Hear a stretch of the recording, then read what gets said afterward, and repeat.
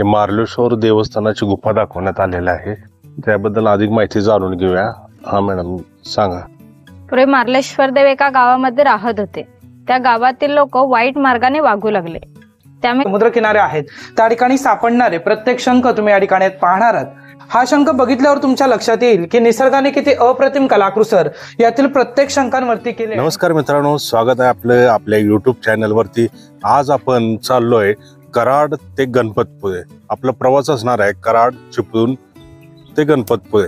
आपण गणपतपुळेमध्ये पाहणार आहोत तिथला समुद्र, परत तिथलं मंदिर गणपतीचं, त्या स्थानाबद्दल माहिती जाणून घेणार आहोत। तसेच त्या ठिकाणी 400 वर्षापूर्वीचा इतिहास आहे, प्राचीन कोकण, तो आपण आपल्या व्हिडिओ मार्फत जाणून घेणार आहोत। आणि तसंच आपण चिपळूणमध्ये पण जाणार आहोत। श्री परशुराम, भगवान परशुरामांचं मंदिर आहे, त्या ठिकाणी दर्शन पण घेणार आहोत। तर चला चलूया आणि ही जर्नी स्टार्ट करूया।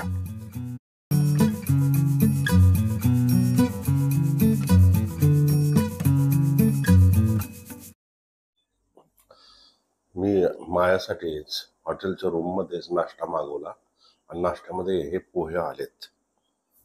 ठीक आहे, टेक्स्चर बघा पोह्याचं।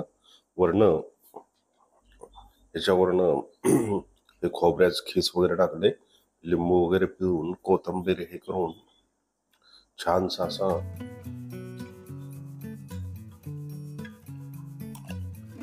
आपण रात्री वृंदावन डिलक्स या हॉटेलमध्ये राहिलो होतो। इथं नॉन AC ते AC आणि डिलक्स रूम असे पण आहेत, जे की 1500-1600 पासून स्टार्ट होऊन 3500 पर्यंत इथलं भाडं आहे। आणि राहण्याची आणि खाण्याची व्यवस्थित सोय या ठिकाणी आहे। चलूया आता। प्रथम आपण दर्शन घेऊ आणि नंतर मंदिराच्या समोरच आपल्याला फ्री पार्किंगची सुविधा सुद्धा उपलब्ध आहे, त्यामुळे इथं पार्किंग करून आपण मस्तपैकी समुद्राचा एन्जॉय घेऊन तसेच श्री गणेशाचे दर्शन करू शकतो। चला आता आपण चलूया मंदिरामध्ये।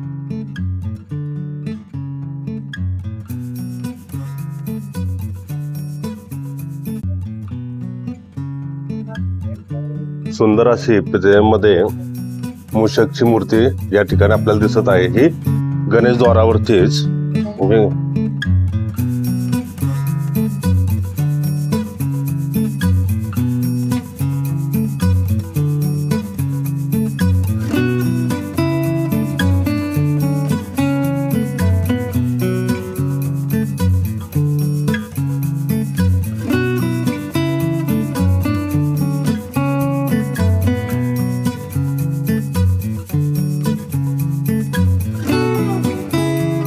घेतले। मंदिरामध्ये व्हिडिओग्राफी या कॅमेरा या फोटोशूट वगैरे करायचं मनाई आहे, त्यामुळे आतलं काय आपल्याला चित्रीकरण घेता आलं नाही। आता आपण मंदिराच्या बाहेरच्या परिसरातच आहोत। या मंदिराबद्दल अधिक माहिती अशी की कोकणातील प्रत्येक देवस्थान आणि देवताविषयी वेगवेगळ्या दंतकथा आहेत। भारतामध्ये 8 देशात 8 देवता असे द्वार आहेत, 8 देवता द्वार। त्यापैकी गणपतपुळ्यातील देवता ही पश्चिमी द्वार आहे, हे पश्चिमेला आहे जतोंड, त्यामुळं ही पश्चिम। आणि हे ठिकाण 400 वर्षापूर्वीचं आहे। आज ज्या ठिकाणी स्वयंभू गणेश मूर्ती आहे त्या ठिकाणी डोंगराला म्हणजे डोंगराच्या पायथ्याशीच केवड्याचे वन होते।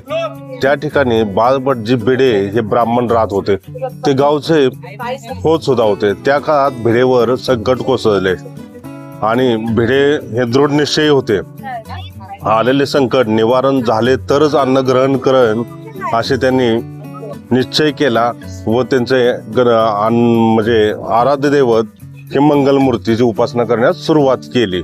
केवड्याच्या वनात तपस्या करण्यासाठी मुक्काम केला। अन्न पाणी वर्ज्य करणाऱ्या भिडेंना एके दिवशी दृष्टांत झाला की मी या ठिकाणी भक्ताच्या कामना परिपूर्ण करण्यासाठी आगरगुळे येथून 2 गंडस्थळे व दंतयुक्त स्वरूप धारण करून प्रकट झालो आहे। माझे निराकार स्वरूप डोंगर आहे असे आणि माझी सेवा कर, तुझे संकट दूर होईल असा दृष्टांत झाला। व त्या कालखंडात पौत भिडे यांची गाय सतत काही दिवस दूध देत नव्हती, म्हणून गुराख्याने म्हणजे त्यांच्या गुराख्याने बारीक लक्ष ठेवले व त्याला दिसले की सध्याच्या मूर्तीच्या जागी डोंगरावरील एका शेळीवर गायीच्या स्तनातून सतत दुधाचा अभिषेक होत आहे। हा प्रकार त्याने खोताना सांगितला. खोतानी त्या परिसराची साफसफाई केली व त्या ठिकाणी त्यांना हे स्वयंभू गणपतीचं स्थान आढळलं व त्यांनी मग तिथे एक मंदिर बांधलं आणि एक गवताचं छप्पर बांधून पूजा अर्चना करण्यास सुरुवात केली. तेव्हापासून या ठिकाणी या स्वयंभू असे गणेशांचे मंदिर आहे आणि हे भक्तांना पावणार आहे. तसेच आता हे डोंगराच्या कातायामध्येच आहे, त्यामुळे या ठिकाणी जर प्रदर्शनं घालायची झाली तर प्रदर्शना मार्ग परिपूर्ण हा 1 किलोमीटरचा असा आहे. या संपूर्ण डोंगराला प्रदर्शनं घालायची झाली तर त्या मंदिराच्या पलीकडच्या साईडनं प्रदर्शनं सुरू होते आणि पूर्णपणे 1-1.5 किलोमीटरचा डोंगराचा परिसर प्रदर्शनं घालून मगच प्रदर्शनं पूर्ण होते. कारण हे देवस्थान डोंगराच्या एका कातामध्ये स्वयंभू मूर्ती आहे या ठिकाणी आणि मग भक्तांना जर प्रदक्षिणा घालायची झाली तर ह्या पूर्णपणे डोंगराला प्रदक्षिणा घालावी लागते, तेव्हा यांची प्रदक्षिणा पूर्ण होते. गणपतपुळे हे नाव का पडले? एक तर इथं स्वयंभू हे श्री गणेशाचे मंदिर आणि हा अरबी समुद्र आणि इथली जी वाळू आहे त्याला पुळण म्हणतात, म्हणून गणपतीपुळे समुद्राची आणि वाळू आणि गणपतीचं स्थान हे दोन्ही एकाच जागेवर म्हणून याला गणपतपुळे असं हे नाव पडण्यात आलेलं आहे. चला आता आपल्या आजच्या दिवसाचं शेड्यूल असं राहणार आहे. इथून आपण 400 वर्षापूर्वी असणारं प्राचीन कोकण म्युझियम पाहायला जाणार आहोत. तिथून आरेवारे बीच, हा पण बीच सुंदर आहे, तो पण आपण पाहणार आहोत. चला, सकाळ सकाळी वॉटर ऍक्टिव्हिटीज सुरू झालेल्या आहेत आणि भरपूर अशा वॉटर ऍक्टिव्हिटीज याचा पर्यटक लाभ घेत आहेत. तुम्ही पण अवश्य या. सुंदर असा हा बीच आहे. सकाळचे 8 वाजलेत आणि 8 वाजता बघतोय आपण पर्यटकांची फार गर्दी आहे या बीच वरती आणि लोक छानसा असा एन्जॉयमेंट करतात. मस्त पैकी बीच आहे हा, साफ सुंदर आणि परिपूर्ण असं हे वातावरण आहे बीच वरती. चला चलूया आपण पण समुद्राकडे.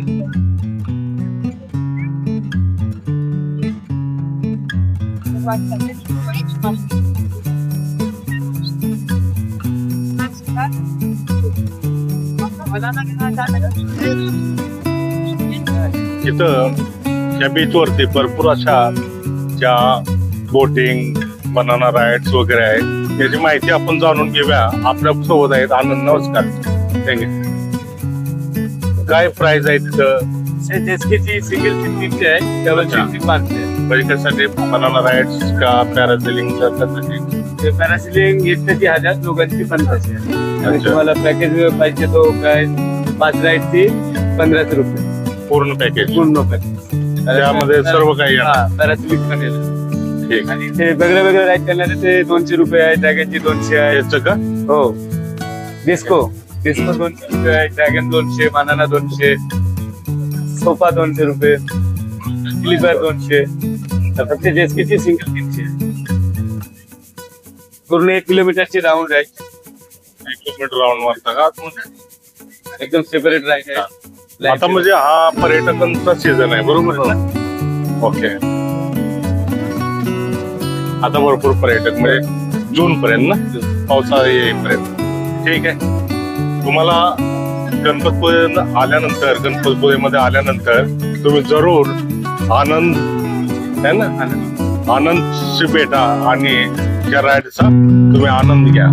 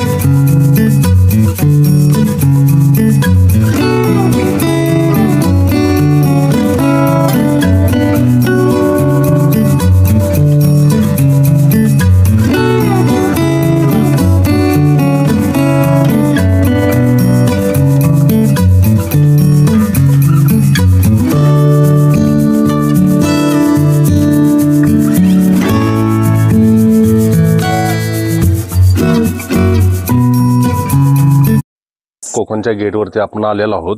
इथूनच आपण तिकीट काउंटरवरनं तिकीट घेतलेलं आहे.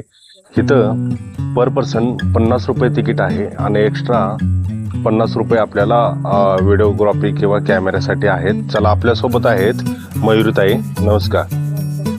यांच्यासोबत आपण प्राचीन कोकणचं ही टूर करूयात. चला.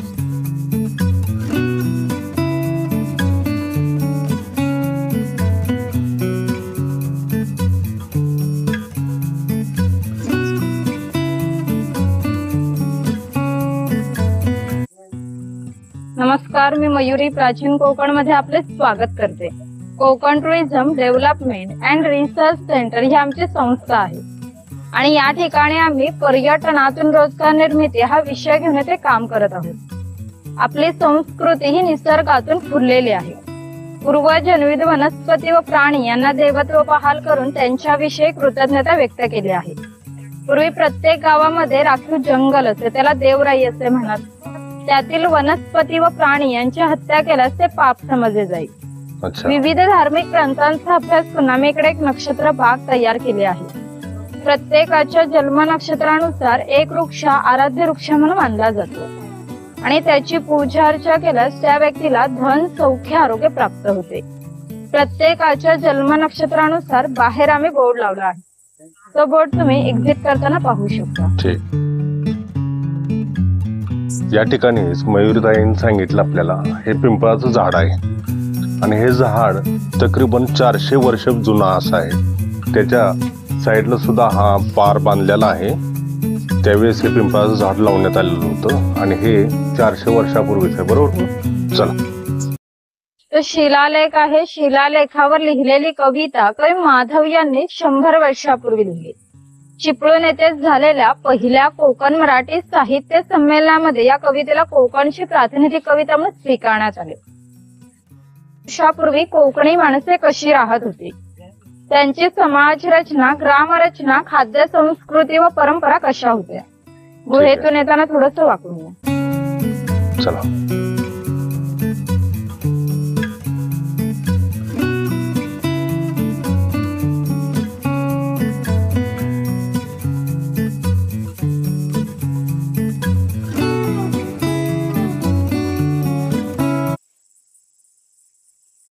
याच ठिकाणी आपण पाहतोय हे कोकणचं झाड आहे आणि आतापर्यंत आपण कोकम सरबत, सोलकढी वगैरे हे नुसतं पेलंय आणि पण झाड प्रत्यक्षात पाहण्याची संधी आजच भेटलेली आहे आपल्याला. चला पुढे.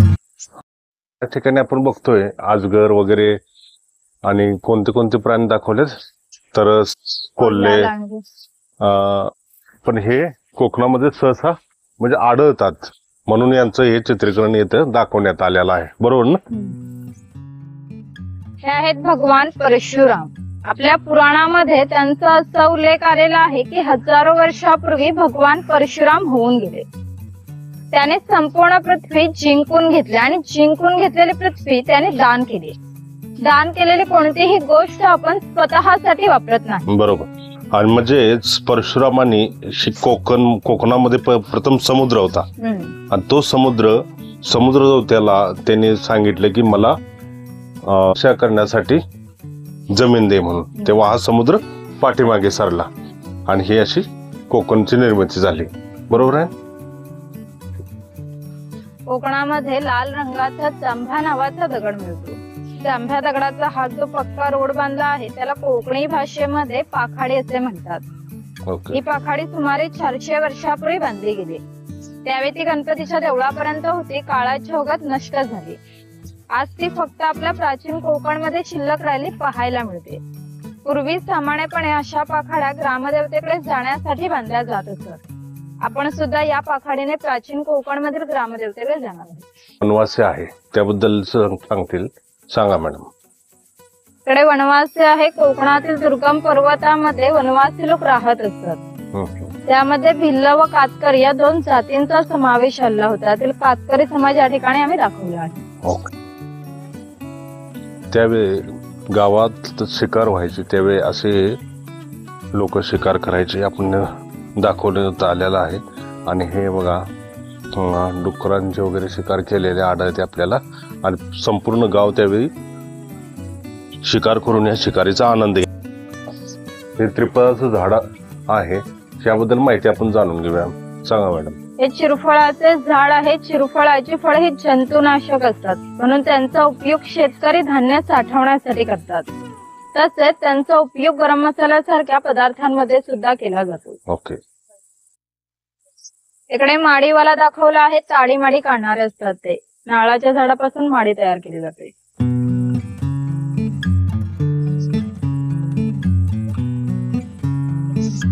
विरगळ युद्धात किंवा कशात म्हणजे असं अमर झालेल्या व्यक्तीसाठी बनवण्यात येते. त्यात प्रामुख्याने वरती आपण बघतो की जो युद्धामध्ये शहीद झालेला असतो व्यक्ती तो दाखवलेला असतो, परत त्याची पत्नी आणि हे शिवलिंग पूजा करताना असं या विरगळी पहिल्या जमान्यामध्ये बनवले गेले. बरोबर. तर या ठिकाणी हे इन्सुलिनचं पण झाड आहे. हे याची पानं जे शुगर डायबेटीजचे पेशंट असतात त्यांच्यासाठी उपयुक्त असतात. चल, जिथे मसाल्याचा ज्याचा प्रामुख्याने मसाल्यामध्ये ज्याचा वापर केला जातो हे काळ्या मिरीचं वेल आहे ना. वेल आहे हा काळ्या मिरीचा.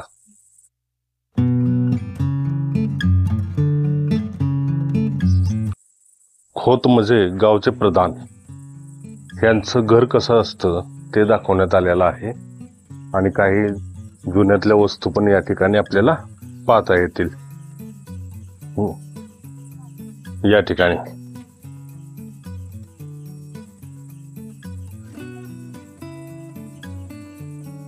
आडकीते दाखवलेत. सुपारी कट करण्यासाठी याचा उपयोग केला जायचा.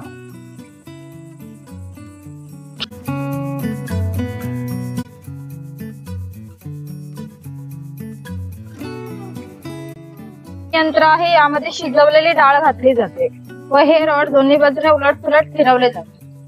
आता ही डाळ वाटून निघते. याच्या गोड पुरणपोळ्या बनवल्या जातात. तो तिकडे टिफिन बॉक्स आहे. वरती पाण्याचा तांबे आहे. खाली 3 डब्बे आहेत. 2 बाजूला 2 चमचे आहेत. दोन्ही बाजूने लॉक केलेला आहे. बाजूला चहाची किटली आहे.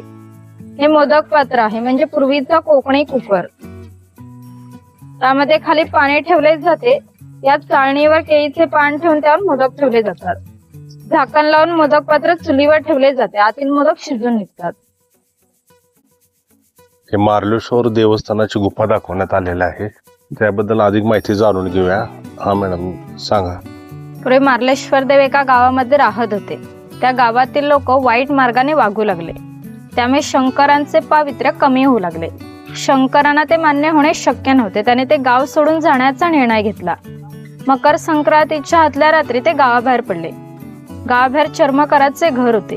चर्मकार गरीब पण श्रद्धाळू आणि नीतिवान होता. शंकराने कोणत्याही जातीपातीचा विचार न करता चर्मकाराला मशाल दाखवण्याची विनंती केली. चर्मकाराने सुद्धा अतिथी देवो भव समजून मशाल दाखवण्यास सुरुवात केली. शंकराने आज ज्या ठिकाणी मार्लेश्वर आहे त्या ठिकाणी गेल्यावर आपले खरे रूप प्रकट केले व चर्मकाराला दर्शन दिले आणि सांगितले की इथून पुढे मी याच ठिकाणी राहणार. या गोष्टीला जवळजवळ 500 वर्ष होऊन गेली. परंतु दरवर्षी मकर संक्रांतीच्या आदल्या रात्री शंकरांची मूळ गावातून पालखी निघते. तिला मशाल दाखवण्याचे काम चर्मकाराचा आजचा वंशज करतो. म्हणजेच मार्लेश्वर असे देवस्थान आहे की येथे कोणत्याही प्रकारचा जातीभेद मानला जात नाही. जर तुम्ही श्रद्धाळू असाल तुम्हाला नक्की पावेल. इथे आम्ही मार्लेश्वर मंदिराची प्रतिकृती तयार केली. जर तुम्ही दर्शन घेणार असाल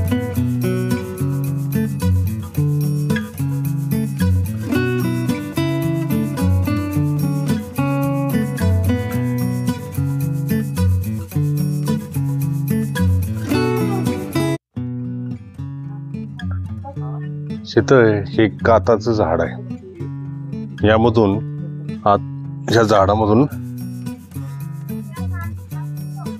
कात तयार केला जातो. त्याचं फार्मेंटेशन इथं बघतो आपण. हे 5 मडके लावलेले आहेत. या मडक्यातून त्याचं फार्मेंटेशन केलं जातं व कात तयार केला जातो. असंही काताचं झाड आपण पहिल्यांदाच बघितलंय. जे की आपण पानामध्ये यूज करतो ते. यांचं एक स्टोर आहे जे लाकडापासून विविध प्रकारचे अशी खेळणी वस्तू वगैरे बनवले जातात. आपण एक बघू शकतो आता. मॅजिक दिवा आहे. इथून समोरून वात लावायचे आणि पाठीमागून तेल ओतायचे. ओके. याच्यातून तेल पुन्हा बाहेर येत नाही. पाणी घालून दाखवायचं.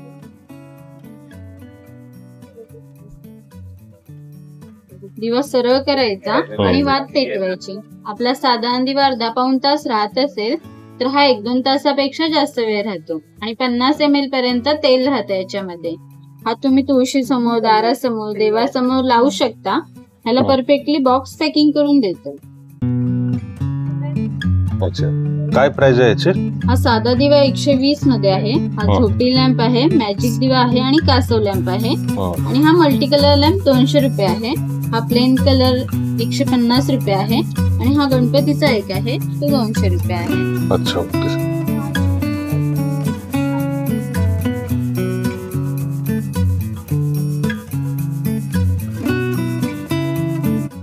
आपण आता शंख प्रदर्शन यामध्ये आलेलो आहोत आणि या ठिकाणी आपण माहिती घेऊ. आपल्या सोबत आहेत. नमस्कार. नमस्कार.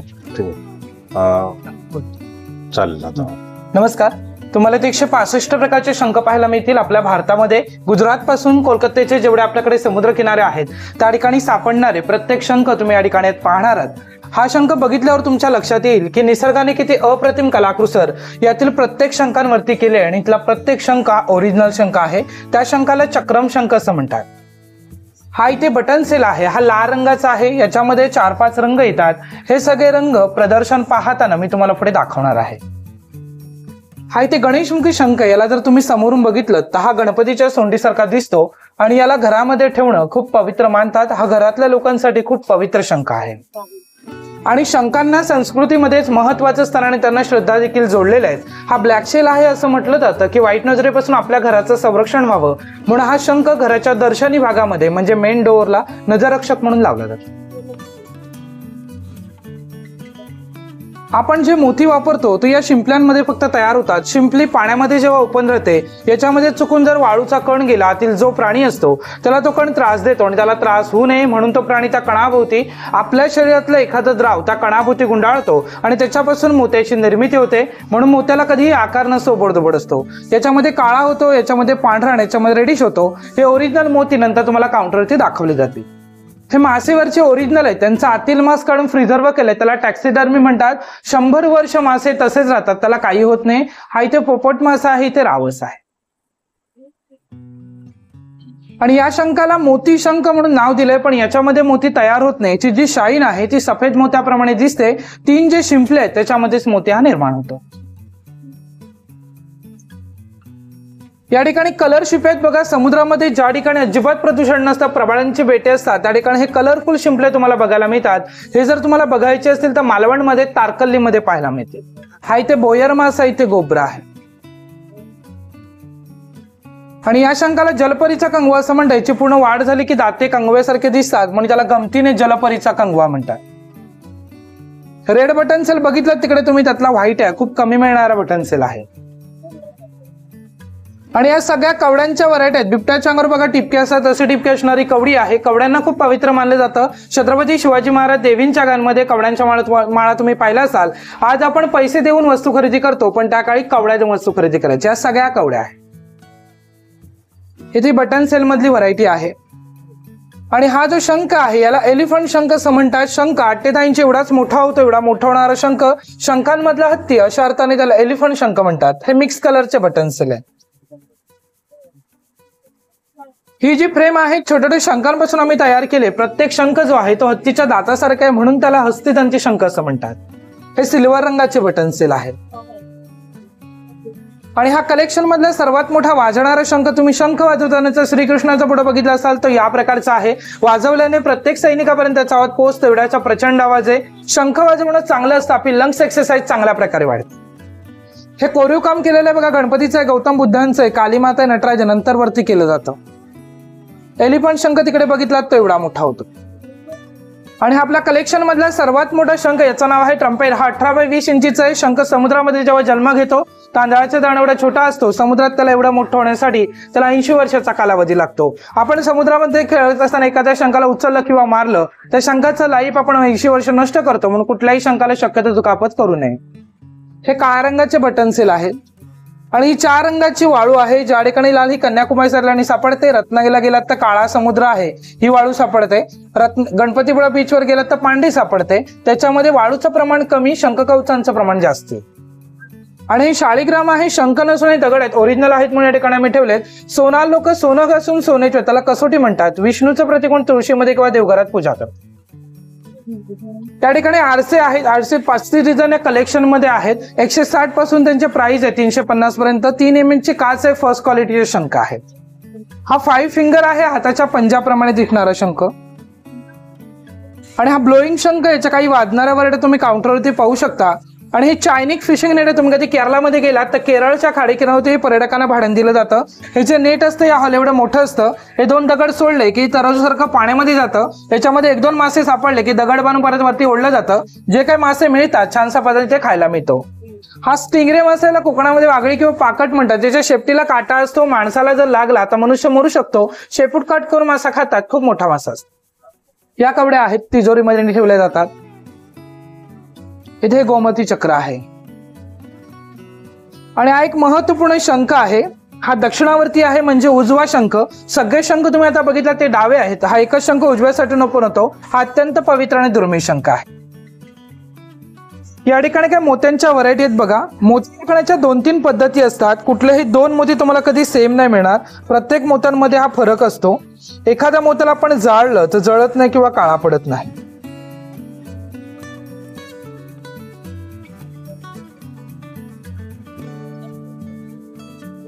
आणि मोती वापरण्याचे फायदे खूप आहेत. मोती वापरल्याने आपल्या अंगातलं जे हिट असते ते कमी होतं, चिडचिडपणा कमी होतो. अच्छा, त्याची ओळखण्याची मतलब पद्धत असते. आणि कधीही तो सेम नसतो. आकार, शायनिंग त्यांची वेगवेगळी असते. किंवा त्याला आपण जर एखाद्याला घासून बघितलं तर त्याची पावडर निघते. अशी पावडर निघते त्याची बघा. पण त्या शायनिंगला काही होत नाही. शायनिंग त्याची तशीच्या तशी राहते. बरोबर. अशी व्हरायटी आहेत आपल्या इथे विक्रीसाठी आहेत. 120 पासून स्टार्टिंग असते. सगळे ओरिजिनल मोत्यांचे आहेत.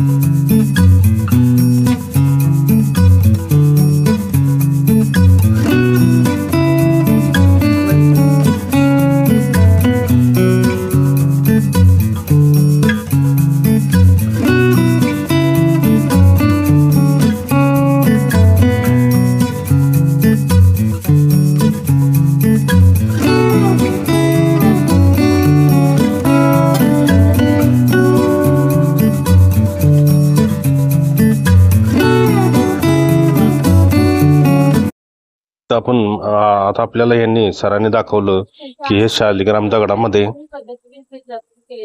हे असं चक्र असतं. म्हणजे हा किडा असतो ना, तो तयार करत असतो. शालिग्राम दगड मोठ्या दगडांमध्ये जास्त दिसतात, छोट्यांमध्ये आणि हा रेअर गोष्ट कमी मिळणारे असतात. हा असा असतो, पूर्ण पॅक असतो. पॅक असतो. नंतर असा ओपन झाल्यानंतर असं चक्र येतं. प्रतीक असतं. आणि हे सरांनी सांगितलं विष्णूचं प्रतीक असतं यामध्ये. अरे वा, हे पहिल्यांदाच बघितलं ना आम्ही ठेवलंय. बाहेरचं फेक मध्ये असतं.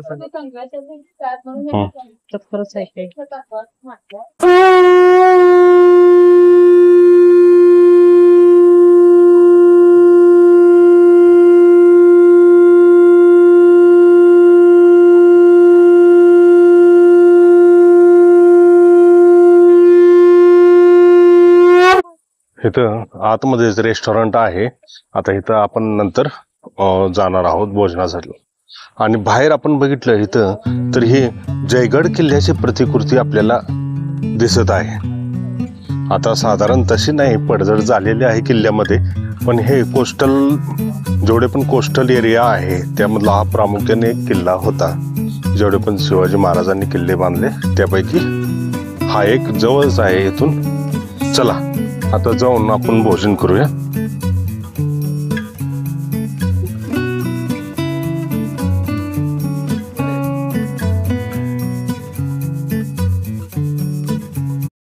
येताना गेट वरती इथं आतमध्ये रेस्टॉरंट आहे म्हणून त्यांनी सांगितलं होतं. आणि तिथंच आपण थाळीची ऑर्डर घेतली होती. आणि या थाळीमध्ये आपण प्रामुख्याने बघतोय आता तर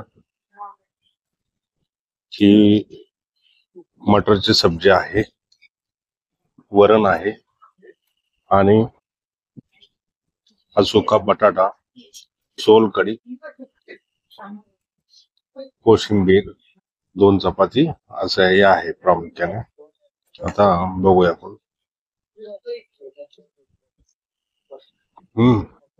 प्रामुख्याने मसाल्याची टेस्ट येते, छानसा सुगंध आणि मसाल्याची टेस्ट यामध्ये आहे.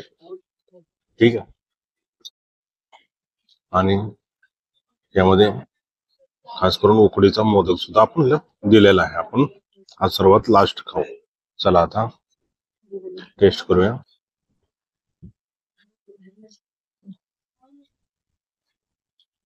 अतिउत्तम, छान. प्रामुख्याने थाळीसोबत असे उकडीचे मोदक दिले जातात. तांदळाच्या आट्यापासून बनवले जातात आणि आतमध्ये आपण बघतो गूळ, खोबरं असं आतमध्ये मिक्स असतं.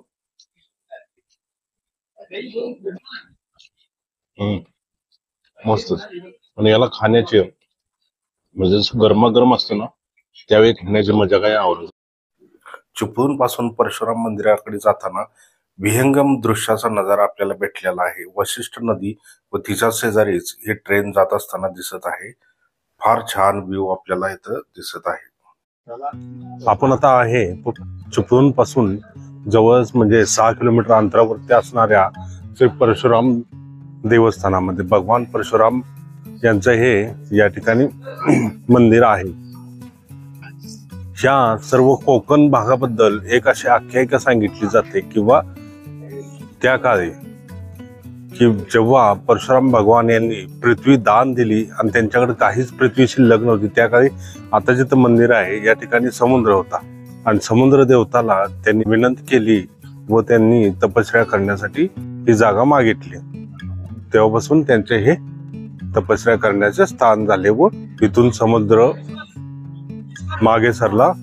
पूर्णपणे आपण केरळ पर्यंत बघतो की समुद्र मागे सरलेला आहे. चला आपण आता दर्शन घेऊया.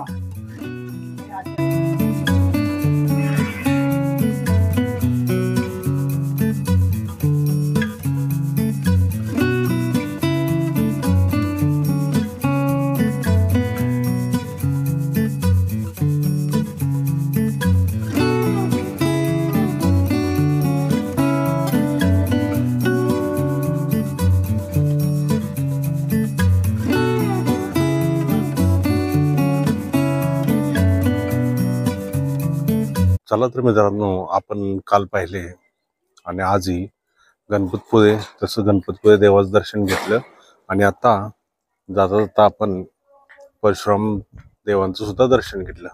पाहत राहा असेच नवीन नवीन व्हिडिओ. आमच्या चॅनलला लाईक करा, सबस्क्राईब करा आणि शेअर करायला विसरू नका. जय हिंद, जय महाराष्ट्र.